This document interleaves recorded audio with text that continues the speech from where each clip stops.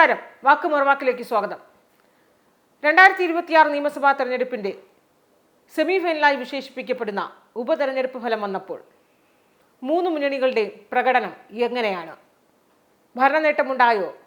ഭരണവിരുദ്ധ വികാരം പ്രതിഫലിച്ചോ? BJPയുടെ ആത്മവിശ്വാസം എത്രത്തോളം? 2026 നേരിടാൻ മൂന്ന് മുന്നണികളുടെയും ആത്മവിശ്വാസം എങ്ങനെയാണ്? ഇന്ന് നമ്മോടൊപ്പം ചേരുന്നു മുതിർന്ന കോൺഗ്രസ് നേതാവ് ശ്രീ കെ മുരളീധരൻ. സ്വാഗതം. UDF പ്രതീക്ഷിച്ച അത്ര UDFിൻ്റെ കണക്കുകൂട്ടലുകൾക്ക് അത്ര രീതിയിലൊരു മികച്ച പ്രകടനം ഈ ഒരു ഉപതെരഞ്ഞെടുപ്പിൽ പുറത്തെടുക്കാൻ കഴിഞ്ഞു? പാലക്കാട് തീർച്ചയായിട്ടും നല്ല വിജയമുണ്ടായി. കാരണം ഒരുപാട് വിവാദങ്ങളും അനാവശ്യ ചർച്ചകളും ഒക്കെ ഈ ഇലക്ഷൻ സമയത്തുണ്ടായി. പക്ഷെ അതിനെല്ലാം കവച്ചു വെച്ചുകൊണ്ട് UDF ഞങ്ങൾ വിചാരിച്ചതിനേക്കാൾ നല്ല ഭൂരിപക്ഷത്തിൽ വിജയിക്കാൻ കഴിഞ്ഞു. ഞങ്ങൾ പരമാവധി 15,000. ഇന്നലെ അവസാന റൗണ്ട് കണക്കെടുത്തപ്പോൾ മുനിസിപ്പാലിറ്റി ലീഡ് ചെയ്യും, UDF ലീഡ് ചെയ്യും. അങ്ങനെ വരുമ്പോൾ ഒരു 15,000 വോട്ടിന് ജയിക്കുന്നതാണ് ഇന്നലത്തെ ലാസ്റ്റ് ഒരു കണക്കെടുപ്പ് നടത്തിയത്. പക്ഷേ മുനിസിപ്പാലിറ്റിയിൽ ഉദ്ദേശിച്ചതിനേക്കാൾ കൂടുതൽ വോട്ട് ലീഡ് ചെയ്തു. 18,000-ൽ പരം വോട്ടിന് അവിടെ UDFന് ജയിക്കാൻ കഴിയും. അപ്പോൾ മൂന്ന് ഭരണവികാരങ്ങളുണ്ടായി അവിടെ. ഒന്ന്, കേന്ദ്ര ഭരണത്തിനെതിരായിട്ടുള്ള വികാരമുണ്ടായി, സംസ്ഥാന സർക്കാരിനെതിരായിട്ടുള്ള വികാരമുണ്ടായി, മുനിസിപ്പാലിറ്റിക്കെതിരായിട്ടുള്ള വികാരമുണ്ടായി. അപ്പോൾ മൂന്ന് സ്ഥലത്തെയും ഭരണവിരുദ്ധ വികാരങ്ങൾ പ്രതിഫലിപ്പിക്കാൻ പാലക്കാടിന് കഴിഞ്ഞു. ചേലക്കര കഴിഞ്ഞ ഏതാണ്ട് 10-22 വർഷമായിട്ട് CPMൻ്റെ സീറ്റാണ്. ഇപ്പോൾ ഒരു ഉദാഹരണം, 2001-ൽ ഭരണവിരുദ്ധ വികാരം ഉണ്ടാവുകയും LDF 40 സീറ്റിലേക്ക് ചുരുങ്ങുകയും ചെയ്തപ്പോൾ ആ 40-ൽ ചേലക്കര ഉണ്ടായിരുന്നു. കഴിഞ്ഞ ലോക്സഭാ തിരഞ്ഞെടുപ്പിൽ 19 സീറ്റുകളിൽ മാത്രം LDF ലീഡ് ചെയ്തപ്പോൾ അവിടെയും ചേലക്കര ഉണ്ടായിരുന്നു. എന്നാൽ അതേ സമയത്ത് കഴിഞ്ഞ ലോക്സഭയിൽ ഉണ്ടായിരുന്നതിനേക്കാൾ എത്രയോ അതിൻ്റെ ഇരട്ടി ലീഡ് ഇത്തവണ ചേലക്കരയിൽ LDFനുണ്ടായി. പാലക്കാട് BJPയുടെ വോട്ട് വിഹിതം കുത്തനെ ഇടിഞ്ഞു പോയെങ്കിലും ചേലക്കരയിൽ അവരുടെ വോട്ട് കൂടുകയുണ്ടായി. ഒരു ജൂനിയറായിട്ടുള്ളൊരു കാൻഡിഡേറ്റിനെ നിർത്തിയിട്ട് പോലും വയനാട്ടിൽ ഒരു 1,00,000 വോട്ട് നേടുകയുണ്ടായി. അപ്പോൾ ഇത് ഞങ്ങൾക്കൊരു അംഗീകാരവും ഒരു വാണിങ്ങും കൂടിയാണ്. ഞങ്ങൾക്ക് കിട്ടിയ അംഗീകാരമാണ് പാലക്കാടുണ്ടായ മികച്ച വിജയമെങ്കിൽ വാണിങ് തന്നത് ചേലക്കരയാണ്. പിന്നെ വയനാട് ഞങ്ങൾ ഉദ്ദേശിച്ച ലീഡിലേക്ക് എത്തിയിട്ടുണ്ട്. പോളിംഗ് ശതമാനം 64% ചുരുങ്ങിയിട്ട് പോലും 4,00,000-ൽ കൂടുതൽ വോട്ടുകൾക്ക് വിജയിക്കാൻ പ്രിയങ്ക ഗാന്ധിക്ക് കഴിഞ്ഞു. ഇവിടെ മനസ്സിലാക്കേണ്ട ഒരു കാര്യം, വയനാട്ടിൽ CPI ആകെ തകർന്നടിഞ്ഞു. കാരണം 2,00,000-ൽ പരം വോട്ടാണ് അവർക്ക് കിട്ടിയതെങ്കിൽ ബിനോയ് വിശ്വത്തിൻ്റെ ഭാഷയിൽ പറഞ്ഞാൽ ഒരു കോർപ്പറേഷൻ കൗൺസിലറെ നിർത്തിയിട്ട് പോലും BJPക്ക് 1,00,000 വോട്ട് വാങ്ങാൻ കഴിഞ്ഞു. അപ്പോൾ CPIയുടെ ഇനി ഇടതു മുന്നണിയിലെ ഒരവസ്ഥ വളരെ ദയനീയമായിരിക്കുന്നു എന്ന സൂചനയും ഈ തെരഞ്ഞെടുപ്പ് ഫലത്തിൽ ഉണ്ടായിട്ടുണ്ട്. ഏതായാലും ഞങ്ങളെ സംബന്ധിച്ച് ഞങ്ങൾ ഈ വിജയത്തിൽ അഹങ്കരിക്കുന്നില്ല. മറിച്ച് ചേലക്കരയിലെ വോട്ട് വർധനവും തൃശ്ശൂർ ജില്ലയിലെ ഇപ്പോഴും പാർട്ടിക്ക് അങ്ങ് മുന്നോട്ട് വരാൻ കഴിയാത്ത അവസ്ഥയും ഞങ്ങൾ പാർട്ടി ഫോറത്തിൽ ചർച്ച ചെയ്ത് അതിന് പരിഹാരം ഉണ്ടാക്കും. ഈ UDF ഈ ഒരു വിജയത്തിൽ അഹങ്കരിക്കുന്നില്ല എന്നങ്ങ് പറയുന്നു. മറുഭാഗത്ത് ഒരു വലിയ രീതിയിലൊരു വീഴ്ച ഭരണപക്ഷത്തിനുണ്ടായി എന്ന് നമുക്ക് പറയാനാകുമോ? കാരണം ഏറ്റവും അധികം വയനാട് ഇലക്ഷൻ ഒരു ഘട്ടത്തിൽ പോലെ ഒരു ട്രയാങ്കുലർ ഫൈറ്റ് അവിടെ ഉണ്ടായില്ല. അല്ലെങ്കിൽ അത് ഒരു മത്സര രംഗത്തുള്ളൊരു ചിത്രം നമുക്കങ്ങനെ കാണാൻ കഴിയില്ല. ഏറ്റവും കൂടുതൽ തീപാർന്ന പോരാട്ടം നടന്നത് ചേലക്കരയിലും പാലക്കാടും തന്നെയാണ്. ചേലക്കരയിൽ ശക്തമായ മത്സരമാണ് UDFനോട് കാഴ്ചവെക്കാൻ കഴിഞ്ഞത്. അതുകൊണ്ട് തന്നെയോ ആ ഭൂരിപക്ഷം വലിയ രീതിയിൽ തന്നെ കുറയ്ക്കാൻ കഴിഞ്ഞു.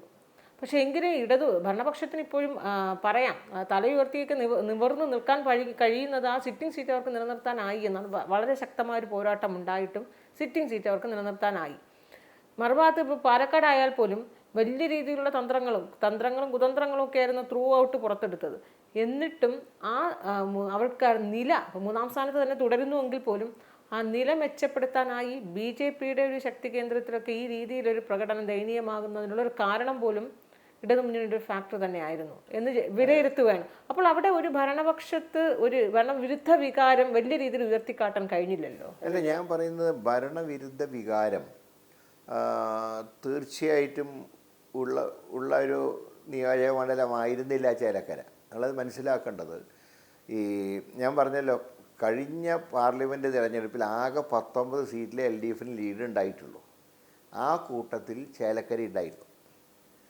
2001 40 സീറ്റിൽ ഭരണവിരുദ്ധ വികാരത്തിൻ്റെ ഫലമായി LDF കുത്തനെ താഴോട്ട് പോയ 2001 ജയിച്ച LDFൻ്റെ 40 സീറ്റുകളിലൊന്ന് ചേലക്കരയായിരുന്നു.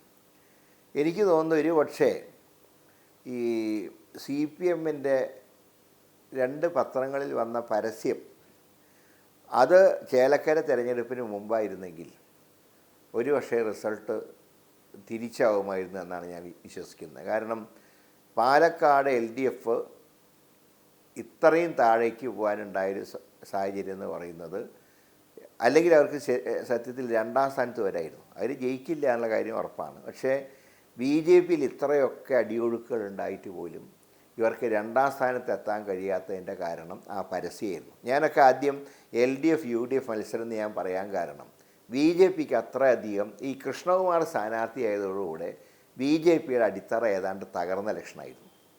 അതാണ് കൃഷ്ണകുമാർ സ്ഥാനാർത്ഥിയായിട്ട് വന്നപ്പോൾ ഇനി BJPയെ ഭയപ്പെടാനില്ല എന്ന് കോൺഗ്രസ്സുകാർ എന്നെ അവിടെ പറയുകയുണ്ടായി. പാലക്കാട് എന്നോട് പലരും വിളിച്ചു പറഞ്ഞു, ഇനി ഫൈറ്റില്ല, BJP പിച്ചർന്ന് പോയി എന്ന് പറഞ്ഞു.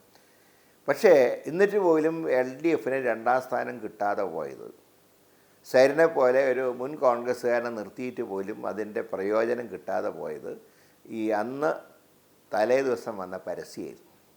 അതായത് കോൺഗ്രസ്സിലേക്ക് ഒരു BJPക്കാരൻ വന്നപ്പോൾ അതിൽ അസ്വസ്ഥത പ്രകടിപ്പിച്ചുകൊണ്ടും കോൺഗ്രസ്സിലേക്ക് വന്ന വ്യക്തിയെ തേജോവധം ചെയ്തുകൊണ്ടും നടത്തിയ CPM 2 പത്രങ്ങളിൽ മാത്രം, അതായത് സമസ്തയുടെ 2 വിഭാഗങ്ങളുടെ പത്രങ്ങളിൽ മാത്രം വാർത്ത വന്നപ്പോൾ തനി വർഗീയ പാർട്ടിയായിട്ട് മാർക്സിസ്റ്റ് പാർട്ടി മാറി എന്നുള്ള ചിന്താഗതി അവരുടെ അണികൾക്കുണ്ടായി.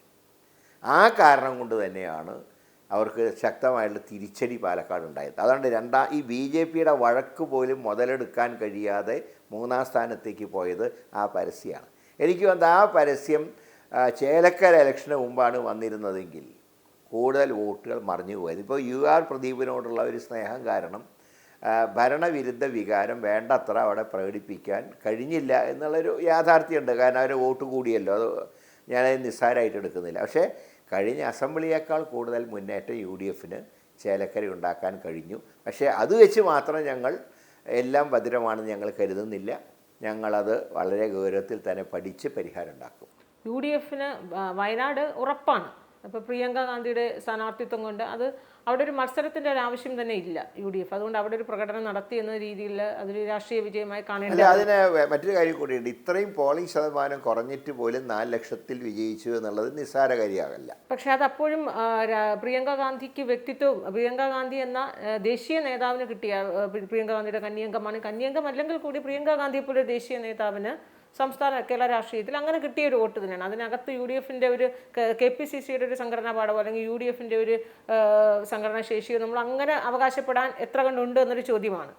മറുഭാഗത്ത് ചേലക്കര സിറ്റിംഗ് മണ്ഡലം CPM നിലനിർത്തി അവിടെ ഒരു മത്സരം കാഴ്ചവെക്കാൻ UDFന് കഴിഞ്ഞു. എന്നാൽ പാലക്കാട് ശക്തമായൊരു പോരാട്ടം നടത്തി. എങ്കിലും പാലക്കാട് UDFൻ്റെ സിറ്റിംഗ് മണ്ഡലമാണ്. അങ്ങനെ നോക്കുമ്പോൾ രാഷ്ട്രീയമായി വലിയ രീതിയിലൊരു നേട്ടം UDFന്, അല്ലെങ്കിൽ ഒരു അഭിമാനപരമായ അല്ലെങ്കിൽ ഒരു അഹങ്കരിക്കാവുന്നൊരു നേട്ടം ഈ 3 ഉപതെരഞ്ഞെടുപ്പിലും UDFന് കാഴ്ചവെക്കാനായി എന്ന് പറയാൻ അഹങ്കരിക്കുന്ന കാര്യമില്ലല്ലോ. ജനാധിപത്യത്തിൽ ഒരിക്കലും അഹങ്കരിക്കാൻ പാടില്ല. ഒരു ഇലക്ഷനിലും വിജയവും പരാജയവും ഒക്കെ ജനാധിപത്യത്തിൻ്റെ ഭാഗമാണ്. അതിൽ അഹങ്കരിക്കുന്ന പ്രശ്നമില്ല. പക്ഷേ പാലക്കാട് ഇത്രയേറെ എന്താ പറയേണ്ടത്, 2 ഭാഗത്തുനിന്നും BJPയും മാർക്സിസ്റ്റ് പാർട്ടിയും പല സന്ദർഭങ്ങളിലും ഒറ്റക്കെട്ടായിരുന്നു. ഈ ട്രോളി വിവാദം വന്ന് തന്നെ ഹോട്ടലിലേക്ക് ആദ്യം ഓടിയെത്തിയതാരെ 2 പേരും ഉണ്ടായിരുന്നു. BJP ഉണ്ടായിരുന്നു, CPM ഉണ്ടായിരുന്നു. സന്ദീപ് വാര്യർ കോൺഗ്രസ്സിൽ വന്നപ്പോൾ ഒരുപക്ഷെ BJPയേക്കാൾ ശക്തമായിട്ട് പ്രതികരിച്ചത് CPM ആണ്. അവിടെ ഒരു കാര്യം മനസ്സിലാക്കേണ്ടത്, പിണറായി വിജയൻ്റെ എല്ലാ പ്രസംഗത്തിലും അദ്ദേഹം പറഞ്ഞ എന്താ, കോൺഗ്രസ്സിൽ നിന്ന് BJPയിലേക്ക് പോയ ആളുകളുടെ എണ്ണമാണ് അദ്ദേഹം പറഞ്ഞിരുന്നത്. ആ പിണറായി വിജയൻ ഒരാൾ BJPയിൽ നിന്ന് കോൺഗ്രസ്സിലേക്ക് വന്നപ്പോൾ K. സുരേന്ദ്രനില്ലാത്ത വികാരം പോലും അദ്ദേഹത്തിനുണ്ടായി. അപ്പോൾ അങ്ങനെയുള്ള കുപ്രചരണങ്ങളെ നേരിട്ട് കൊണ്ടാണ് ഈ 18,000-ൽ പരം വോട്ടിന് വിജയിച്ചത്. അതായത് ഷാഫി പറമ്പിൽ 2016 വിജയിച്ച 17,000-നെ കവർ ചെയ്യാൻ കഴിഞ്ഞു. അത് നിസ്സാര കാര്യമല്ല. 2016 യു ഡി എഫിൻ്റെ ഏറ്റവും മികച്ച ഭൂരിപക്ഷം 15,000 വോട്ട് ഷാഫി ജയിച്ചത് ശോഭാ സുരേന്ദ്രനേക്കാൾ. അതിനേക്കാൾ കൂടി ഇപ്പോൾ 18,000-ൽ പരം വോട്ടിൻ്റെ ഭൂരിപക്ഷം കിട്ടിയത് ഈ എല്ലാ കുപ്രചരണങ്ങളെയും നേരിട്ട് കൊണ്ടാണ്. അതുകൊണ്ട് തന്നെ പാലക്കാടിൻ്റെ വിജയം തിളക്കമാർന്ന വിജയം തന്നെയാണ്. എന്നാൽ ചേലക്കരയിൽ എന്തുകൊണ്ടാണ് ഇത്രയും ഒരു തിരിച്ചടി ഉണ്ടായത് എന്നുള്ളത് ഞങ്ങൾ ഗൗരവത്തിൽ ആലോചിക്കും. അതിലിപ്പോൾ ചേലക്കരയുടെ എന്ന് മാത്രമല്ല, ഇപ്പോൾ കഴിഞ്ഞ ലോക്സഭാ തെരഞ്ഞെടുപ്പിൽ കേരളത്തിലുണ്ടായ UDF തരംഗം അത് ബാധിക്കാതിരുന്ന ഒരേ ഒരു ജില്ല തൃശ്ശൂർ ജില്ലയാണ്. ഞാനവിടെ സ്ഥാനാർത്ഥിയായിട്ട് മത്സരിച്ച ആളാണല്ലോ. അപ്പോൾ അന്ന് എല്ലായിടത്തും ഒരു UDF തരംഗം ആഞ്ഞു വീശി കേരളത്തിൽ. പക്ഷേ തൃശ്ശൂർ ജില്ലയിൽ 3 സീറ്റിൽ മാത്രമാണ് UDFന് ലീഡ് കിട്ടിയത്. ഒന്ന് ചാലക്കുടി, അതുപോലെ തന്നെ വടക്കാഞ്ചേരി, ഗുരുവായൂർ ഞാൻ 7,000 പരം വോട്ടിന് ഞാൻ ലീഡ് ചെയ്തു. രമ്യ വടക്കാഞ്ചേരി 500 വോട്ട് ലീഡ് ചെയ്തു. ചാലക്കുടിയിൽ ബെന്നി ബഹന്ന നല്ല വോട്ടിന് ലീഡ് ചെയ്തു. അപ്പോൾ 13 നിയോജകമണ്ഡലങ്ങളുള്ള തൃശ്ശൂർ ജില്ലയിൽ 10 സീറ്റിലും BJPയും ഇടതുപക്ഷവും ലീഡ് ചെയ്തപ്പോൾ 3 സീറ്റിലെ UDFന് ലീഡ് ചെയ്യാൻ കഴിഞ്ഞുള്ളൂ. അതായത് ഈ 19 സീറ്റുകളിൽ ഏതാണ്ട് 3 തൃശ്ശൂർ ജില്ലയിൽ നിന്നും, പിന്നെ ബാക്കിയുള്ളത് BJPക്കാണ് പോയത്. അവിടെ 6 സീറ്റ് BJP ലീഡ് ചെയ്തു, 1-ാം സ്ഥാനത്ത് വന്നു. 3 LDFന് ലീഡ് വന്നു. അപ്പോൾ അങ്ങനെയൊക്കെ നോക്കുമ്പോൾ ഞങ്ങൾക്ക് തൃശ്ശൂർ ജില്ലയിലുള്ള സംഘടനാ സംവിധാനം അത് കുറേ കൂടെ ശക്തിപ്പെടുത്തണം എന്നുള്ള മെസ്സേജാണ് ഈ തെരഞ്ഞെടുപ്പിൽ കൂടെ ഞങ്ങൾക്ക് കൂടുതൽ മനസ്സിലാക്കാൻ കഴിഞ്ഞത്. അത് ഞങ്ങൾ ആ കാര്യത്തിൽ തീർച്ചയായിട്ടും അതിന് പ്രയോറിറ്റി ഞങ്ങൾ കൊടുക്കും. അതായത് സംഘടനാ ശേഷിയുടെ ഒരു മികച്ച ഒരു ഉത്തമ ഉദാഹരണമാണ് പാലക്കാട് ഉപതെരഞ്ഞെടുപ്പ് എന്നാണോ അങ്ങ് പറയുന്നത്? അതെ, സംഘടനാ സംവിധാനം. കാരണം ഒരു കാര്യം മനസ്സിലാക്കേണ്ടത്, കഴിഞ്ഞ ലോക്സഭാ തെരഞ്ഞെടുപ്പ് മുതൽ ഈ പാലക്കാട് ഇപ്പോഴത്തെ DCC പ്രസിഡൻറ്റും പുതിയ സംവിധാനവും നിലവിൽ വന്നതിന് ശേഷം നടന്ന ഒരു ഉപതെരഞ്ഞെടുപ്പിലും ഞങ്ങൾ തോറ്റിട്ടില്ല. പഞ്ചായത്തിൻ്റെ ബൈ ഇലക്ഷൻ തന്നെ നോക്കിയാൽ മതി. പലയിടത്തും ഉപതെരഞ്ഞെടുപ്പുകളിൽ UDF മികച്ച വിജയം നേടിയ ജില്ല പാലക്കാട് ജില്ലയാണ്. അതുകൊണ്ട് തന്നെ നിയമസഭയിൽ ഞങ്ങൾക്ക് ഉറപ്പായിരുന്നു, നല്ല വോട്ടിന് UDF ജയിക്കും, ഞങ്ങൾക്ക് നല്ല ഉറപ്പായിരുന്നു. അപ്പോൾ അങ്ങനെ സാഹചര്യത്തിൽ പാലക്കാടിൻ്റെ സംഘടനാപരമായിട്ടുള്ള ആ പ്രവർത്തനങ്ങൾക്ക് ഒരു സാറ്റിസ്ഫാക്ഷൻ ഉണ്ട്. തൃശ്ശൂരിൽ അതേ സമയത്ത് ഞങ്ങൾക്ക് ഇനിയും കുറേ കൂടെ മുന്നേറാനുണ്ട് എന്നുള്ള മെസ്സേജാണ് ഈ ബൈ ഇലക്ഷനിലൂടെ മനസ്സിലാക്കാൻ കഴിയും. അല്ലെ, പാലക്കാട് നല്ല സംഘടനാ ശേഷിയുണ്ട്, അത് പഞ്ചായത്ത് തിരഞ്ഞെടുപ്പ് മുതലുള്ളത് അങ്ങ് ഉദാഹരണമായി പറയുമ്പോൾ, പാലക്കാട് ഒരു LDFിൻ്റെ സ്ഥാനാർത്ഥി എന്ന് പറയുന്നത് UDFിലെ ഒരു പ്രമുഖനായ, കോൺഗ്രസിൻ്റെ ഒരു പ്രമുഖനായ നേതാവായിരുന്നു. 6 വർഷമേ ആയിട്ടുള്ളൂ കോൺഗ്രസ് വന്നിട്ടുണ്ടെങ്കിൽ കൂടിയും കോൺഗ്രസിലെ ഒരു പ്രമുഖനായ നേതാവാണ് അവിടെ സ്ഥാനാർത്ഥിയായിരിക്കുന്നത്. വിമർശനം ഉന്നയിച്ചത് എന്തൊക്കെയായിരുന്നു? പാർട്ടി നേതൃത്വത്തിനെതിരെ, കോൺഗ്രസിൻ്റെ സംസ്ഥാന നേതൃത്വത്തിനെതിരെ, പ്രത്യേകിച്ച് പ്രതിപക്ഷ നേതാവിനെതിരെ അതിരൂക്ഷമായ വിമർശനം ഉന്നയിച്ചിട്ടാണ് ആ നേതാവ് മറുകണ്ഠചാടി അവിടെ സ്ഥാനാർത്ഥിയായത്. അപ്പോൾ പാലക്കാട് കോൺഗ്രസിനുള്ളിൽ എത്രത്തോളം സംഘടനാശേഷി ഉണ്ട് എന്നാണ് അങ്ങ് പറയുന്നത്? അല്ല, പാലക്കാട് സംഘടനാശേഷി ഉള്ളത് കൊണ്ടാണല്ലോ സരിൻ LDFിൽ പോയിട്ട് പോലും അതിൻ്റെ ചലനം ഉണ്ടാക്കാതിരുന്നതിൻ്റെ കാരണം എന്താ? ഞാൻ പറഞ്ഞത് 36,000 വോട്ട് എൻ്റെ ഓർമ്മ ശരിയാണെങ്കിൽ കഴിഞ്ഞ ലോക്സഭയിൽ വിജയരാഘവന് കിട്ടിയതിനേക്കാൾ 1000 വോട്ട് മാത്രമേ വർദ്ധിച്ചിട്ടുള്ളൂ പാലക്കാട്. അതുകൊണ്ട് തന്നെ സരിൻ ഉന്നയിച്ച പാലക്കാട് ജില്ലയിലെ സംഘടനാ സംവിധാനത്തിനെക്കുറിച്ച് അദ്ദേഹം ഉന്നയിച്ച ആരോപണങ്ങൾ തള്ളിക്കളഞ്ഞിട്ടുണ്ട് ജനങ്ങൾ. മൊത്തത്തിൽ കേരളത്തിൻ്റെ അവസ്ഥയൊക്കെയാണെന്ന് സരിൻ സൂചിപ്പിച്ചു. പക്ഷേ പാലക്കാട് ജില്ലയിലെ സംഘടനാ സംവിധാനം സാറ്റിസ്ഫൈഡ് ആണെന്നുള്ളതിൻ്റെ ഉദാഹരണമാണ് ഈ റിസൾട്ട്. കാരണം ഇന്നലെ തന്നെ എന്നോട് ശ്രീകണ്ഠൻ വളരെ വിശദമായിട്ടൊരു കണക്ക് എനിക്ക് തന്നിരുന്നു. ആ കണക്കിനേക്കാൾ വോട്ട് കൂടിയിട്ടേ ഉള്ളൂ, കുറഞ്ഞിട്ടില്ല. എന്നോട് ഇന്നലെ പറഞ്ഞത് മുനിസിപ്പാലിറ്റിയിൽ UDF ലീഡ് ചെയ്യും. അങ്ങനെ വരുമ്പോൾ 15,000-ൽ പരം വോട്ടിൻ്റെ ലീഡ് UDFന് ഉണ്ടാകും എന്ന് പറഞ്ഞപ്പോൾ അത് 18,000ആയി, ഏതാണ്ട് 19 അടുത്ത് വരെ എത്തി.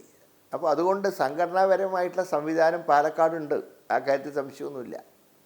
അല്ല, ഈ P സരിൻ ഉയർത്തിയ വിമർശനങ്ങൾ സംസ്ഥാന നേതൃത്വത്തിനെതിരെ, അതായത് പ്രതിപക്ഷ VD സതീശൻ, ഷാഫി പറമ്പിൽ, രാഹുൽ മാങ്കൂട്ടത്തിൽ ഈ ഒരു കോക്കസാണ് കോൺഗ്രസിനെ ഭരിക്കുന്നു എന്നൊരു വിമർശനം ഉന്നയിക്കുമ്പോൾ അതൊരിക്കലും ജനങ്ങൾ ചിലപ്പോൾ ജനങ്ങൾ ഏറ്റെടുക്കണമെന്നില്ല. കാരണം അവിടുത്തെ പാലക്കാട് വോട്ടർമാർക്ക് ഈ കോൺഗ്രസിനുള്ളിൽ ആഭ്യന്തര പ്രശ്നമൊന്നും അവരുടെ ഒരു വിഷയമേ അല്ല. അതുകൊണ്ട് ഒരുപക്ഷെ അവർ അത് തള്ളിക്കളഞ്ഞിരിക്കാം. പക്ഷേ ആ വിമർശനങ്ങൾ സംസ്ഥാന നേതൃത്വം അതേ രീതിയിൽ തന്നെ ഈ വിജയത്തോടുകൂടി അതും ആ വിമർശനങ്ങളും അപ്രസക്തമാവുകയാണോ? അതായത് ഏതൊക്കെ ഭാഗത്ത് തെറ്റുകൾ സംഭവിച്ചിട്ടുണ്ട് എന്നുള്ളത് തിരുത്തും ഞങ്ങൾ, ഒരു സംശയമില്ല അക്കാര്യത്തിൽ. പാർട്ടിയിൽ അങ്ങനെ ഒരു കോക്കസ് ആയിട്ടൊന്നുമില്ല. കാരണം KPC പ്രസിഡൻറ്റും പ്രതിപക്ഷ നേതാവും ഒരുമിച്ച് എഴുതി കൊടുത്ത സ്ഥാനാർത്ഥി പട്ടികയാണ് ഹൈക്കമാൻഡ് അംഗീകരിച്ചത്. ഇപ്പോൾ ഈ പറയുന്ന സരിൻ്റെ കോക്കസിലെ KPC പ്രസിഡന്റ് അധികം ഉൾപ്പെടുത്തിയിട്ടില്ല. പക്ഷേ KPC പ്രസിഡൻറ്റും പ്രതിപക്ഷ നേതാവും എഴുതി കൊടുത്ത ലിസ്റ്റാണ് ഹൈക്കമാൻഡ് അംഗീകരിച്ചത്. അവരെ ചുമതലപ്പെടുത്തിയ ഇലക്ഷൻ കമ്മിറ്റിയാണ് അവർ ചുമതലപ്പെടുത്തുന്നത്. ആ ഇലക്ഷൻ കമ്മിറ്റി ചുമതലപ്പെടുത്തി അനുസരിച്ച്, അല്ലെങ്കിൽ ഇലക്ഷൻ കമ്മിറ്റിയിൽ എതിരായിട്ടുള്ള അഭിപ്രായം ഉണ്ടെങ്കിൽ അവർക്ക് പറയാമല്ലോ.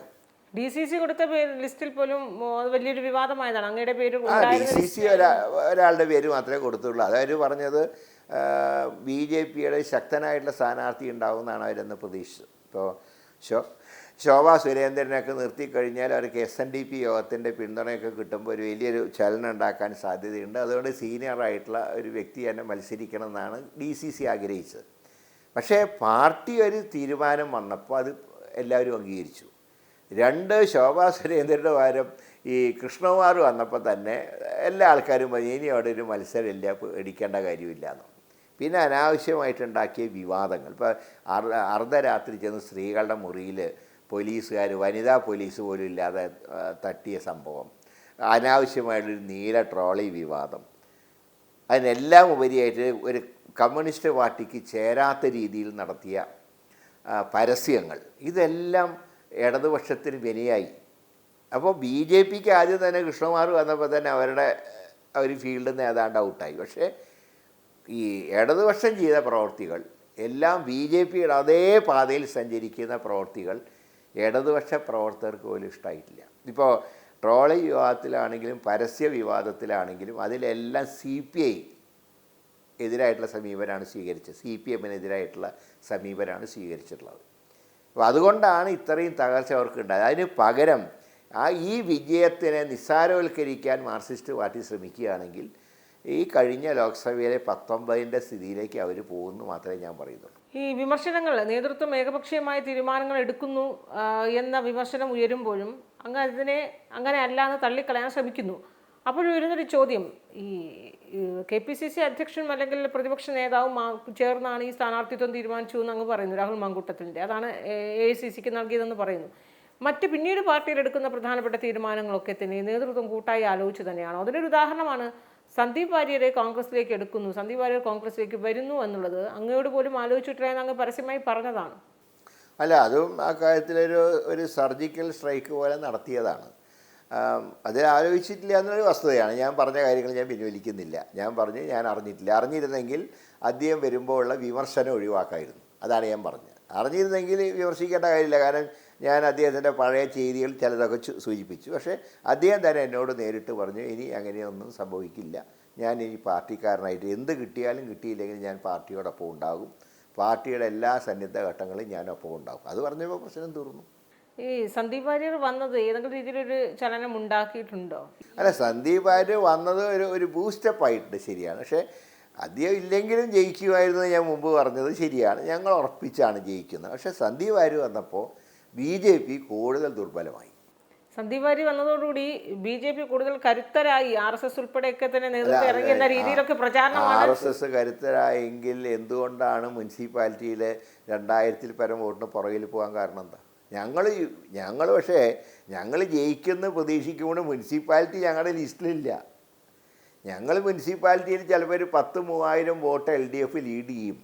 പക്ഷേ ഇന്നലെയാണ് ലാസ്റ്റ് കണക്കെടുത്തപ്പോഴാണ് പറയുന്നത് മുനിസിപ്പാലിറ്റിയിൽ പോലും ലീഡ് ഉണ്ടാവില്ല. പക്ഷെ അപ്പോഴും ഞങ്ങൾ വിചാരിച്ചത് ഒരു 100-150 ലീഡ് എന്നാണ് വിചാരിച്ചത്.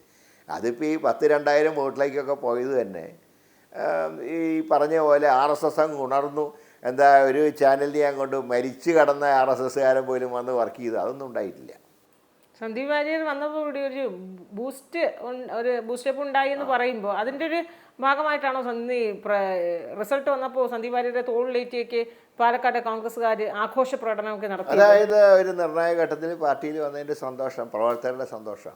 ചില ഉപാധികളോട് കൂടിയാണ് സന്ദീപ് വാര്യരെ പാർട്ടിയിൽ എടുത്തു എന്നൊക്കെ അങ്ങനെ ചില പ്രചാരണങ്ങളൊക്കെ ഒറ്റപ്പാലം നിയമസഭാ തെരഞ്ഞെടുപ്പ് പറഞ്ഞിട്ടുണ്ട് എന്ന രീതിയിലൊക്കെയാണ്. യാതൊരു ചർച്ചയും നടന്നിട്ടില്ല. കാരണം ഇപ്പോൾ ഒറ്റപ്പാലമൊക്കെ അങ്ങനെ ഒരു എ ഗ്രേഡ് സീറ്റൊന്നുമല്ല, ഞങ്ങളത് സാധാരണ സി ഗ്രേഡ് ആയിട്ടാണ് കണക്കാക്കിയിട്ടുള്ളത്. ഒറ്റപ്പാലം ഷൊർണൂരൊക്കെ ഒരു സി ഗ്രേഡ് സീറ്റായിട്ടാണ് ഞങ്ങൾ കണക്കാക്കുക. പക്ഷേ ഇനി അടുത്ത തവണ പല മാറ്റങ്ങളും ഉണ്ടാവും കേട്ടോ. കാരണം അങ്ങനത്തെ സി ഗ്രേഡ് സീറ്റുകളൊക്കെ എ ഗ്രേഡായിട്ട് വന്നില്ലേ. ഇപ്പോൾ കാസർഗോഡ് 2019 ഞങ്ങളുടെ സി ഗ്രേഡ് സീറ്റായിരുന്നു. അതിപ്പോൾ 2024 വന്നപ്പോൾ എ ഗ്രേഡ് സീറ്റായില്ലേ. 1,00,000 വോട്ടിനല്ലേ ഉണ്ണിത്താൻ ജയിച്ചത് അവിടെ. അപ്പോൾ അതുകൊണ്ട് ഒരു സീറ്റ് അങ്ങനെ, അപ്പം ഞാൻ പറഞ്ഞ സന്ദീപ് വാര്യർക്ക് അങ്ങനെ ഒരു സീറ്റ് ഓഫർ ചെയ്തിട്ടില്ല. പക്ഷേ അദ്ദേഹത്തിൻ്റെ ഒരു ഫ്യൂച്ചർ UDF കോൺഗ്രസ്സിൽ ഭദ്രമായിരിക്കും. ഉറപ്പായും ആ രീതിയിൽ തന്നെയാണ്. അതായത് അദ്ദേഹത്തിന് അർഹമായ രീതിയിലൊരു പദവി പാർട്ടി കൊടുക്കും. തീർച്ചയായും ഒക്കെ ഉണ്ടാവും.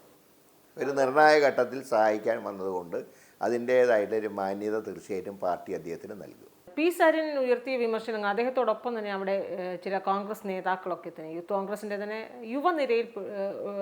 യുവനിരയിൽ ഉൾപ്പെട്ട നേതാക്കൾ അതേ രീതിയിൽ സമാനമായ വിമർശനങ്ങളൊക്കെ അവിടെ ഉയർത്തിയിരുന്നല്ലോ. ആ വിമർശനങ്ങളൊക്കെ ഇനി അത് ഒരു മുഖവിലേക്ക് എടുക്കുന്നില്ല, അല്ലെങ്കിൽ അതേക്കുറിച്ച് ഗൗരവത്തോടെയൊക്കെ ചർച്ച ചെയ്ത് തന്നെയാകുമോ ഇനിയുള്ള തെരഞ്ഞെടുപ്പുകൾ നേരിടുക? മനസ്സിലാക്കേണ്ടത്, സരിൻ പോയി ഒരു സന്നിഗ്ധ ഘട്ടത്തിൽ അദ്ദേഹം പാർട്ടി ഉപേക്ഷിച്ച് പോയി. പക്ഷേ പിന്നീട് പോയ ചില ആളുകൾ അവർ പറഞ്ഞിട്ടുള്ളത് 2020 ലോക്കൽ ബോഡി ഇലക്ഷനിൽ ഞങ്ങളോട് അങ്ങനെ ചെയ്തു ഇങ്ങനെ ചെയ്തു എന്ന് പറഞ്ഞിട്ടാണ് പോയത്. അതിലൊരു കാര്യം മനസ്സിലാക്കുക, 2020 കഴിഞ്ഞിട്ട് 4 കൊല്ലമായി. ആ 4 കൊല്ലം ഒരു കോൺഗ്രസ്സിൽ തന്നെ നിൽക്കുകയായിരുന്നു.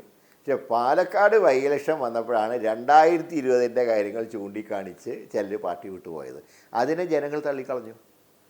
ഇപ്പോൾ ഞാൻ പറയാം, പിരായിരി പഞ്ചായത്തിൽ പഞ്ചായത്ത് അംഗം പാർട്ടി വിട്ടുപോയി. അവർ പറഞ്ഞത് എന്താ, കഴിഞ്ഞ 4 വർഷമായിട്ട് ഒന്നും പിരായിരി പഞ്ചായത്തിന് ലഭിച്ചില്ല. ആ പിരായിരി പഞ്ചായത്തല്ല, UDFന് നല്ല ഭൂരിപക്ഷം കഴിഞ്ഞ തെരഞ്ഞെടുപ്പിൽ അതേ ഭൂരിപക്ഷം തന്നെ ഇത്തവണയും കിട്ടി, അതിനേക്കാൾ കൂടുതൽ കിട്ടി. അപ്പോൾ അതിൻ്റെ അർത്ഥം ഇതൊക്കെ ഇലക്ഷന് മറുകണ്ഠം ചാടാൻ വേണ്ടി മാർക്സിസ്റ്റ് പാർട്ടി ഉണ്ടാക്കി കൊടുത്ത ചില കഥകളാണ്. അതുപോലെ കഴിഞ്ഞ ആഴ്ച ഒരു മഹിളാ കോൺഗ്രസിൻ്റെ ഒരു ജനറൽ സെക്രട്ടറി, ജില്ലാ സെക്രട്ടറി പാർട്ടി വിട്ടുപോയി. അവരും പറഞ്ഞത് 2020 പഞ്ചായത്ത് ഇലക്ഷനിൽ രഹസ്യധാരണയുണ്ടാക്കി കോൺഗ്രസ് BJP ആയിട്ട് എന്നാണ്. അങ്ങനെയാണെങ്കിൽ ഈ 4 കൊല്ലം അവരെന്താ പുറത്ത് പറയാതിരുന്നത്? ഈ ബൈ ഇലക്ഷൻ വന്നപ്പോഴാണോ പുറത്ത് പറയുന്നത്? അവരാ കോൺസ്റ്റിറ്റ്യുവൻസി അല്ല, വേറെ കോൺസ്റ്റിറ്റ്യുവൻസിയാണ്. പക്ഷേ അപ്പോൾ ജനത്തിനൊരു കാര്യം മനസ്സിലായി, ഇവർ പോകാൻ വേണ്ടി തീരുമാനിച്ചാണ്, ഇവർ LDFൻ്റെ സമ്മർദ്ദങ്ങൾക്ക് വഴങ്ങിയിട്ട് പാർട്ടി വിട്ടു പോവുകയാണ്, അതുകൊണ്ട് ഇതിനെ മുഖവിലയ്ക്ക് എടുക്കേണ്ടതില്ല എന്നവർ തീരുമാനിച്ചു. പക്ഷെ ആ ഒരു രഹസ്യധാരണ എന്ന് പറയുന്നത് ഈ സരിൻ പോലും പരസ്യമായി പറഞ്ഞതാണ്. അത് ഈ പാലക്കാട്, വടകര, തൃശ്ശൂർ ആ രീതിയിലൊരു രഹസ്യധാരണ CPM-ഉം BJP-യും തമ്മിലുണ്ട് എന്ന്. അങ്ങനെയാണെങ്കിൽ പാലക്കാട് ഞങ്ങൾ 18,000 വോട്ടിന് ജയിക്കുമോ? BJP ആയിട്ട് ഡീലിൻ്റെ പേരിലാണ് മറ്റേ ഷാഫി വടകരയിൽ പോയതെങ്കിൽ എങ്ങനെ ഞങ്ങൾ 18,000 പരം വോട്ടിന് ജയിച്ചു? അപ്പോൾ ഡീലുണ്ടോ? അങ്ങനെയാണെങ്കിൽ സന്ദീപ് വാര്യങ്ങൾ കൊണ്ടുവരുമോ പാർട്ടിയിലേക്ക്, അങ്ങനെ ഡീലുണ്ടായിരുന്നെങ്കിൽ? അപ്പോൾ അത് പൊളിഞ്ഞു പോയി. പക്ഷേ ഡീല് സത്യത്തിൽ CPM-ഉം BJP-യും തമ്മിലാണെന്ന് പെട്ടി വിവാദം, പരസ്യ വിവാദം, ഇതിലൊക്കെ ഞങ്ങൾക്ക് മനസ്സിലാക്കാൻ കഴിയും. ഇനി വരാൻ പോകുന്ന തദ്ദേശ തെരഞ്ഞെടുപ്പിനും 26 നിയമസഭാ തെരഞ്ഞെടുപ്പിനും UDFന്, പ്രത്യേകിച്ച് കോൺഗ്രസിന് കിട്ടുന്ന ഒരു കരുത്തും ഊർജ്ജവും എത്രത്തോളമാണ്? ഇപ്പോൾ ഈ തെരഞ്ഞെടുപ്പ് ഞങ്ങൾക്കൊരു ഊർജ്ജം ഉണ്ടാക്കിയിട്ടുണ്ട്. പക്ഷെ അത് പോരാ. കാരണം ലോക്കൽ ബോഡിയിൽ സ്ഥാനാർത്ഥി നിർണയം ഒരു പ്രധാന ഘടകമാണ്. അതുകൊണ്ടാണ് താഴെ തട്ടിൽ നിന്ന് വരുന്ന നിർദ്ദേശങ്ങൾ പാലിക്കണം എന്ന് കർശനമായിട്ടുള്ള നിർദ്ദേശം പാർട്ടി നൽകിയിട്ടുണ്ട്. രണ്ടാമത്, നിയമസഭാ ഇലക്ഷൻ വരുമ്പോഴുള്ള സ്ഥാനാർത്ഥി നിർണയം, അതിലൊരു പ്രത്യേകതയുള്ളത്, അത് കേന്ദ്ര നേതൃത്വമാണ് പൂർണ്ണമായിട്ട് ആ കാര്യങ്ങൾ കൈകാര്യം ചെയ്യുക. സംസ്ഥാനത്തിൻ്റെ അഭിപ്രായം കേൾക്കുമെന്നുണ്ടെങ്കിലും അതിനെക്കുറിച്ച് ഓരോ സീറ്റ് 1/1 ആയിട്ട് സ്ഥാനാർത്ഥികളുടെ മികവ്, അവരുടെ പ്രവർത്തനങ്ങൾ, ഇതെല്ലാം ചർച്ച ചെയ്തിട്ടാണ് കോൺഗ്രസിൻ്റെ ദേശീയ നേതൃത്വം എല്ലാ സംസ്ഥാനങ്ങളിലും സ്ഥാനാർത്ഥികളെ നിശ്ചയിക്കുക. ഇപ്പോൾ തെലങ്കാനയിൽ സ്ഥാനാർത്ഥി നിർണയം നടത്തിയ എൻ്റെ ചെയർമാൻ ഞാനായിരുന്നു. എനിക്കറിയാം എൻ്റെ എക്സസൈസ് എന്താണെന്ന്. കാരണം ഞങ്ങളൊക്കെ അവിടെ ചെന്ന് പാർട്ടിക്കാരുടെ മാത്രം അഭിപ്രായമല്ല, അവിടെ PCC പ്രസിഡൻറ്റിൻ്റെ ചില അഭിപ്രായങ്ങൾ തള്ളിക്കളഞ്ഞിട്ടുണ്ട്, പാർട്ടി നേതാവിൻ്റെ ചില അഭിപ്രായങ്ങൾ തള്ളിക്കളഞ്ഞിട്ടുണ്ട്. അപ്പോൾ യുക്തമാണെന്ന് തോന്നുന്ന തീരുമാനം കോൺഗ്രസിൻ്റെ ദേശീയ നേതൃത്വം നേരിട്ട് കൈകാര്യം ചെയ്യും. അപ്പോൾ ഇവിടെ പറഞ്ഞതുപോലെ ഇങ്ങനെ കോക്കസ് ചേർന്ന് സ്ഥാനാർത്ഥികളെ നിശ്ചയിച്ചു എന്നൊരിക്കലും അസംബ്ലിയിലെ പൊതു തെരഞ്ഞെടുപ്പിൽ പറയാൻ കഴിയില്ല. കാരണം അത് പൂർണ്ണമായിട്ട് ഹൈക്കമാൻഡിൻ്റെ നിയന്ത്രണത്തിലാണ്. ഇനി ഈ തെരഞ്ഞെടുപ്പിനെ, പ്രത്യേകിച്ച് ഇപ്പോൾ താങ്കൾ പറയുന്നത് 2026 നമ്മളൊക്കെ ലക്ഷ്യമിടുന്നത്, കോൺഗ്രസ്സിന് പരാതികൾക്കും പരിഭവങ്ങൾക്കും ഒരിക്കലും ഒരു മാറ്റമുണ്ടാകാതെ തുടർന്നു പോകുന്നൊരു പാർട്ടിയാണ്. ഈ ഒരു 26-ൽ ഒരു മുതിർന്ന നേതാവ് എന്ന നിലയിൽ അങ്ങ് നൽകുന്നൊരു നിർദ്ദേശമോ അല്ലെങ്കിൽ ഉപദേശമോ ഒക്കെ എന്താകും? അല്ല, അതിൽ നമ്മളിപ്പോൾ സ്ഥാനാർത്ഥി പുതുമുഖങ്ങൾ വേണം, ഉറപ്പാണ്, ചെറുപ്പക്കാർ വേണം. പക്ഷേ നമ്മളൊരു കോൺസ്റ്റിറ്റ്യുവൻസിയിലേക്ക് ഒരാളെ നോക്കുമ്പോൾ ആ കോൺസ്റ്റിറ്റ്യുവൻസിയിലേക്ക് അദ്ദേഹം പറ്റിയൊരു കാൻഡിഡേറ്റ് ആണോ അതുകൂടെ പരിശോധിക്കണം. ഇപ്പം ഇവിടെ രാഹുൽ മാങ്കൂട്ടത്തിൽ പത്തനംതിട്ടയിൽ നിന്ന് പാലക്കാട് വന്നു. പക്ഷേ അത് ബൈ ഇലക്ഷനാണ്.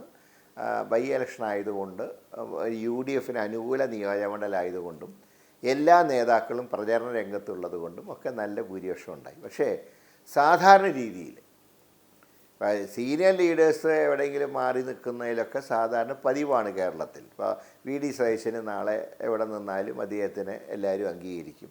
രമേശ് ചെന്നിത്തല എവിടെ നിന്നാലും അംഗീകരിക്കും. സുധാകരൻ എവിടെ നിന്നാലും അംഗീകരിക്കും. ഞാനും കുറേ സ്ഥലങ്ങളൊക്കെ മാറി നിന്നിട്ടുള്ള ഒരാളാണ്. പക്ഷെ എന്ന് വിചാരിച്ചിട്ട് പുതുമുഖത്തിനെ കൊണ്ടുവന്ന് അദ്ദേഹത്തിന് ഒട്ടും പരിചയമില്ലാത്തൊരു കോൺസ്റ്റിറ്റ്യുവൻസിയിൽ നിർത്തുമ്പോൾ അവിടെ ഇതേ അംഗീകാരം കിട്ടണമെന്നില്ല. അപ്പോൾ അതെല്ലാം പരിശോധിച്ച്, ഇപ്പോൾ യൂത്ത് കോൺഗ്രസ് പ്രസിഡൻ്റ് എന്ന് പറയുമ്പോൾ അത് കേരളം മുഴുവനുള്ള പ്രവർത്തനമാണ്. രാഹുൽ മാങ്കൂട്ടത്തിൽ എന്തുകൊണ്ടാണ് അദ്ദേഹത്തിൻ്റെ സ്ഥാനാർത്ഥിയാക്കിയത്? അത് യൂത്ത് കോൺഗ്രസിൻ്റെ സംസ്ഥാന പ്രസിഡന്റ് കൂടിയായിരുന്നു. അതുകൊണ്ടാണ് അദ്ദേഹത്തിന് അവിടെ പരിഗണിച്ചത്. കാരണം UDF ജയിക്കാൻ നല്ല സാധ്യതയുള്ള സീറ്റിൽ ഒരു ചെറുപ്പക്കാരൻ പോട്ടെ എന്നുള്ള തീരുമാനം പാർട്ടി എടുത്തു. അപ്പോൾ അതുപോലുള്ള ചില പ്രത്യേക കാറ്റഗറി മാറ്റി നിർത്തിയാൽ ഒരാളെ ഒരു കോൺസ്റ്റിറ്റ്യുവൻസിയിൽ നിർത്തുമ്പോൾ ആ കോൺസ്റ്റിറ്റ്യുവൻസിക്ക് അദ്ദേഹം ഫിറ്റാണോ എന്ന് കൂടെ നമ്മൾ നോക്കണം. ഇപ്പോൾ ഉദാഹരണം പറഞ്ഞാൽ 2021 തെരഞ്ഞെടുപ്പിൽ 50 പുതിയ ആൾക്കാരെ നിർത്തി. 50-ൽ ഏതാണ്ട് 48 പേരും തോറ്റുപോയി. അതിന് അന്ന് പറഞ്ഞ പ്രധാന കാരണം ആ തോറ്റുപോയ ചിലരിപ്പോൾ പാർട്ടി വിട്ട് CPM-ലേക്ക് പോയി. ഇപ്പോൾ കഴിഞ്ഞ അസംബ്ലിയിൽ നിന്ന പുതുമുഖങ്ങളിൽ 3 പേരാണ് ഇപ്പോൾ പാർട്ടി വിട്ടത്. ഒന്ന് നെടുമങ്ങാട് മത്സരിച്ച പ്രശാന്ത്, അതിപ്പോൾ തിരുവിതാംകൂർ ദേവസ്വം ബോർഡിൻ്റെ പ്രസിഡൻ്റാണ്. രണ്ടാമത്തെ ആൾ വിജയഹരി എന്ന് പറയുന്ന മണലൂരിൽ നിന്ന് മത്സരിച്ച സ്ഥാനാർത്ഥി CPM-ലാണ്. ഇപ്പോൾ സരിനും CPM-ൻ്റെ സ്വതന്ത്രനായിട്ട് മത്സരിക്കുകയും ചെയ്തു. അപ്പോൾ 3 പേര് പോയി. അപ്പോൾ അതിൽ ചില സീറ്റുകളിലേക്ക് ഫിറ്റല്ലാത്ത സ്ഥാനാർത്ഥികളെ അന്ന് തീരുമാനിച്ചു. പക്ഷേ സരിൻ ഒറ്റപ്പാലത്ത് മോശമൊന്നും ആയില്ല, കാരണം അന്നത്തെ ട്രെൻഡ് എതിരായിരുന്നു, അങ്ങനെ തോറ്റുപോയതാണ്. അപ്പോൾ അതുകൊണ്ടാണ് ഞാൻ പറഞ്ഞത്, സ്ഥാനാർത്ഥി നിർണയം ഒരു പ്രധാന ഘടകം തന്നെയാണ്. വിജയത്തിൽ അതൊരു പ്രധാന പങ്ക് വഹിക്കും. അതുകൊണ്ട് അതൊക്കെ വളരെ കെയർഫുള്ളായിട്ട് തന്നെ പാർട്ടി ശ്രദ്ധിക്കും എന്നാണ് ഞാൻ പ്രതീക്ഷിക്കുന്നത്. സാധാരണ DCC കൊടുക്കുന്ന ലിസ്റ്റാണ്. ആ പട്ടികയിൽ ചില മാറ്റങ്ങളൊക്കെ പിന്നീട് വരുത്തുന്നത് എങ്ങനെയാവും? അവിടെ ഈ ഗ്രൂപ്പുകളുടെയോ അല്ലെങ്കിൽ വ്യക്തി താല്പര്യങ്ങളുടെയൊക്കെ പേരിൽ തന്നെ ആകുമോ പലതും മാറി മറിയുന്നത്? അങ്ങനെ ഗ്രൂപ്പ് നോക്കിയിട്ടുള്ള തീരുമാനമൊന്നും ഇനി ഉണ്ടാവില്ല. അങ്ങനത്തെ ഗ്രൂപ്പ് ഇല്ലല്ലോ ഇപ്പോൾ കേരളത്തിൽ. പഴയതുപോലെ I ഗ്രൂപ്പ് A ഗ്രൂപ്പ് അങ്ങനത്തെ ഗ്രൂപ്പൊന്നുമില്ല. പിന്നെ ചിലർ സ്വയം ഗ്രൂപ്പ് ഉണ്ട് എന്ന് പറഞ്ഞ് നടക്കുകയാണ്. അങ്ങനെ വെച്ച് കഴിഞ്ഞാലൊന്നും ജനങ്ങൾ അംഗീകരിക്കില്ല. അപ്പോൾ ചേലക്കര പാടാണ്, കാരണം ഇത്ര വോട്ടിന് തോറ്റുപോയത് ഒരു വാണിംഗാണ്. ആ വാണിംഗും കൂടെ നമ്മൾ കാണണം. അല്ലാതെ പാലക്കാട് മാത്രം കൊണ്ട് എല്ലാം കഴിഞ്ഞു എന്ന് ഞാൻ പറയുന്നില്ല. ചേലക്കരയിലെ ഈ ഒരു വോട്ടിൻ്റെ ഇടിവും കൂടെ പരിശോധിച്ച് യുക്തമായിട്ടുള്ള നടപടി അടുത്ത അസംബ്ലി ഇലക്ഷനിൽ UDF സ്വീകരിക്കും. KPCC രാഷ്ട്രീയകാര്യ സമിതികളൊക്കെ സജീവമായി ചേരുകയും ചർച്ചകളൊക്കെ, കൂട്ടായ ചർച്ചകൾ ഇനിയുള്ള നാളുകളൊക്കെ വളരെ നിർണായകമാണ് നേതൃത്വത്തിനെ സംബന്ധിച്ച്. അപ്പോൾ അത്തരത്തിലുള്ള ചർച്ചകളൊക്കെ വേണം. ഇനി അതൊക്കെ പ്രോപ്പറായിട്ടുണ്ടാവും. കാരണം ഇനിയിപ്പോൾ 2 പ്രധാന ഇലക്ഷൻ വരാൻ പോവുകയാണ്. ഇനി ലോക്കൽ ബോഡി ഇലക്ഷൻ വരുന്നു, അസംബ്ലി ഇലക്ഷൻ വരുന്നു.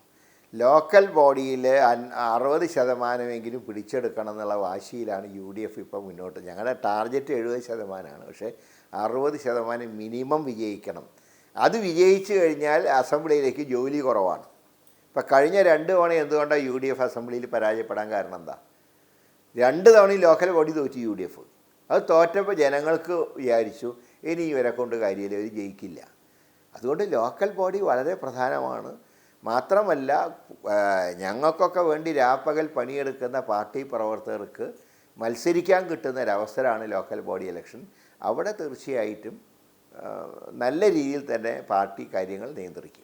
KPCC അധ്യക്ഷൻ അല്ലെങ്കിൽ KPCC നേതൃത്വത്തിൽ ചില സ്വാരസ്യങ്ങളൊക്കെ ഉണ്ടല്ലോ. ഒരുപക്ഷെ K സുധാകരനെ KPCC അധ്യക്ഷ സ്ഥാനത്ത് നിന്ന് മാറ്റണമെന്ന ചില ആവശ്യങ്ങൾ അവിടെ നിന്നും ഇവിടെ നിന്നൊക്കെ അത്ര ഇപ്പോൾ അങ്ങനത്തെ ഒരു മാറ്റത്തിനെ കുറിച്ചല്ല ചർച്ച ചെയ്യേണ്ടത്. അതായത് അടിത്തട്ടിൽ എങ്ങനെ പാർട്ടി പ്രവർത്തനം ശക്തമാക്കുക എന്നുള്ളതിനെക്കുറിച്ചാണ് ചർച്ച വേണ്ടത്. അല്ല തല മാറിയതുകൊണ്ട് കാര്യമില്ല. താഴെ തട്ടിൽ പാർട്ടി പ്രവർത്തനം ശക്തമാക്കണം. അതിനുള്ള നടപടികളാണ് സ്വീകരിക്കുക. കാരണം ഇപ്പം തന്നെ ഇപ്പം 3 ഇലക്ഷൻ നടന്നു, ശരിയാണ്. മൂന്നിടത്തേക്കും കേരളത്തിലെ മുഴുവൻ പാർട്ടി പ്രവർത്തകരും ഒഴുകിയെത്തി ഇലക്ഷൻ നടത്തി. പക്ഷേ പഞ്ചായത്ത് ഇലക്ഷൻ നടക്കുമ്പോഴും അസംബ്ലി ഇലക്ഷൻ നടക്കുമ്പോഴും ആ പ്രദേശത്തുള്ള ആൾക്കാരെ കാണും വർക്ക് ചെയ്യാൻ. അപ്പോൾ വർക്ക് ചെയ്യാൻ ആൾ വേണ്ടേ? ഇപ്പം തന്നെ ഞങ്ങൾക്ക് ചില ദൗർബല്യങ്ങൾ മനസ്സിലായിട്ടുണ്ട്. ഇപ്പോൾ ഈ 18,000 വോട്ടിന് ജയിക്കുമ്പോഴും പാലക്കാടുള്ള ചില ദൗർബല്യങ്ങൾ ഞങ്ങൾ കാണുന്നുണ്ട്.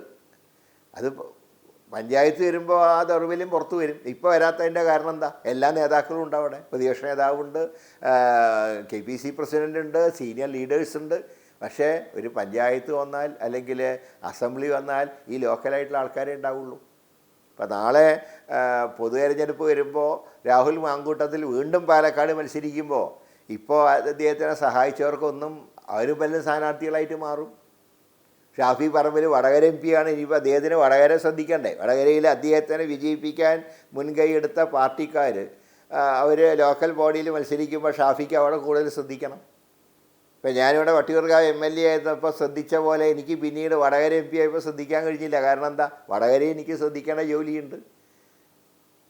അങ്ങനെയൊക്കെ വരുമ്പോൾ തീർച്ചയായിട്ടും താഴെ തട്ടുള്ള പാർട്ടി പ്രവർത്തനം എങ്ങനെ ശക്തിപ്പെടുത്താമെന്നാണ് ഞങ്ങൾ ആലോചിക്കുന്നത്. അല്ലാതെ KPC പ്രസിഡന്റ് സുധാകരൻ മാറി XOR ആര് വന്നാലും ശരി, താഴെ തട്ടിൽ പ്രവർത്തകരുണ്ടെങ്കിലേ ഇലക്ഷൻ ജയിക്കാൻ കഴിയൂ. അതിനാണ് പ്രയോറിറ്റി കൊടുക്കേണ്ടത്. അല്ലാതെ എല്ലാം കയറി ആദ്യം തന്നെ അധ്യക്ഷനെ കയറി പിടിച്ചിട്ട് കാര്യമില്ല. അദ്ദേഹം കഴിയുന്നത്ര പ്രവർത്തിച്ചല്ലോ.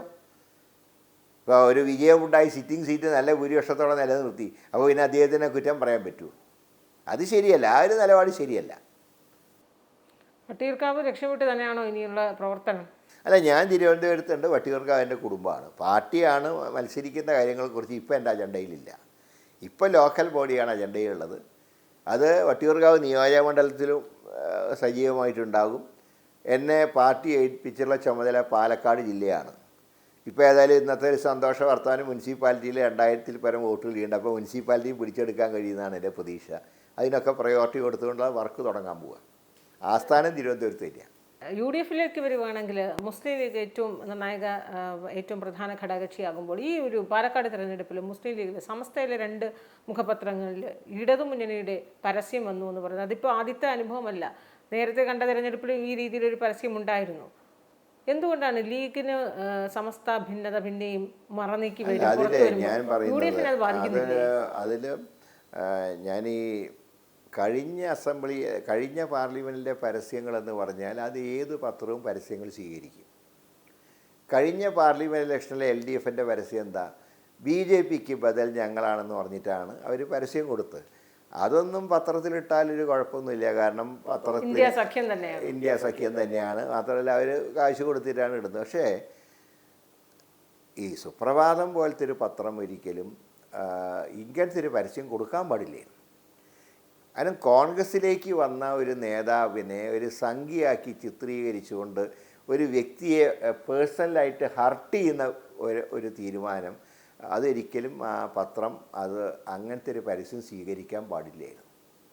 അതുകൊണ്ട് അത് ദൗർഭാഗ്യകരമായി പോയി. അതൊരു ഭാവിയിൽ ഉണ്ടാവില്ല എന്നാണ് പത്ര മാനേജ്മെൻറ്റിൻ്റെ സ്റ്റേറ്റ്മെൻറ്റ് വന്നിട്ടുള്ളത്. തെറ്റ് തിരുത്തി മടങ്ങി വന്ന ഒരാൾ പണ്ട് ചെയ്ത തെറ്റുകളെക്കുറിച്ചൊരു പരസ്യം കൊടുക്കുമ്പോൾ അത് സുപ്രഭാതം പോലെ പത്രം, ഞാൻ ആ പത്രത്തിൻ്റെ പരിക്കാരം കൂടിയാണ്. അവരൊരിക്കലും ചെയ്യാൻ പാടില്ലായിരുന്നു. പക്ഷേ ഭാവിയിൽ ഉണ്ടാവില്ല എന്നാണ് ഞാൻ പ്രതീക്ഷിക്കുന്നത്. പിന്നെ പാർട്ടി ഒരു പരസ്യം കൊടുത്താൽ അത് കൊടുക്കുന്നതിൽ തെറ്റൊന്നുമില്ല. ഒരു ഉദാഹരണം പറഞ്ഞാൽ മാതൃഭൂമി 2016 അന്ന് ശ്രേയംസ് കുമാർ ഞങ്ങളുടെ സ്ഥാനാർത്ഥിയാണ്. മാതൃഭൂമിയിൽ LDF സ്ഥാനാർത്ഥിയുടെ പരസ്യം വന്നു. അപ്പോൾ അന്ന് ശ്രേയംസ് കുമാർ പറഞ്ഞത് അത് പത്രത്തിൻ്റെയാണ്, ഞാൻ UDFൻ്റെ സ്ഥാനാർത്ഥിയാണെങ്കിലും പത്രം എല്ലാവരുടെയാണ് എന്നാണ് സൂചിപ്പിച്ചത്. അതുകൊണ്ട് പാർട്ടിയുടെ ഒരു ലൈൻ വെച്ചൊരു പരസ്യം ആര് കൊടുത്താലും സ്വീകരിക്കുന്നതിന് വിരോധമില്ല. പക്ഷേ മതസൗഹാർദ്ദത്തിൻ്റെ കടക്കിൽ കത്തിവെക്കുന്ന ഈ ഒരു പരസ്യവും ഒരു പത്രവും കൊടുക്കാൻ പാടില്ല എന്നാണ്. പ്രത്യേകിച്ച് സുപ്രഭാതം പോലത്തെ ഒരു പത്രം ഒട്ടും ചെയ്യാൻ പാടില്ല. സിറാജ് ചെയ്തും തെറ്റ് തന്നെയാണ്. പിന്നെ അവരുടെ മാനേജ്മെൻറ്റിൻ്റെ ഒരു ലൈൻ എന്ന് പറയുന്നത് പ്രോ LDF ആണ്. പക്ഷേ സുപ്രഭാതം അങ്ങനെയല്ല. അതുകൊണ്ട് രണ്ടു കൂട്ടർ ഇതുപോലത്തെ പരസ്യങ്ങൾ കൊടുക്കരുതെന്നാണ് എൻ്റെ അഭിപ്രായം.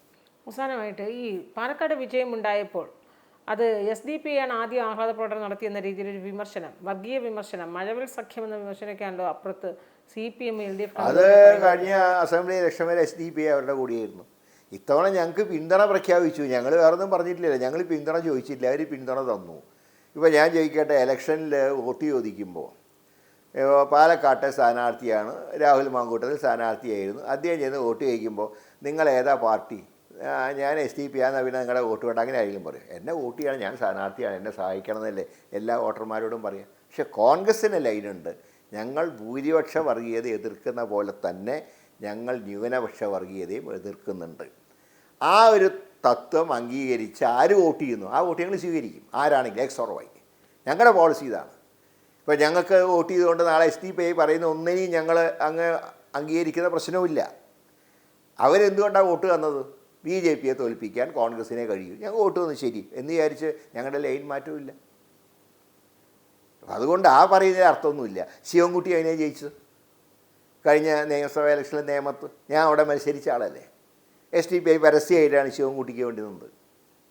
എന്നാൽ അതേ SDP കഴിഞ്ഞ പാർലമെൻറ്റ് ഇലക്ഷനിൽ അൺകണ്ടീഷണലായിട്ട് UDFനെ പിന്തുണച്ചു, അത് യാഥാർത്ഥ്യം തന്നെയാണ്. പക്ഷേ ഞങ്ങളുടെ ലൈനിൽ മാറ്റമില്ല, അതേ ഞങ്ങൾ പറയുന്നുള്ളൂ. ഇത്രയും സമയം വാക്കുമുറുവാക്കുമായി സഹകരിച്ചതിന് നന്ദി. നമസ്കാരം.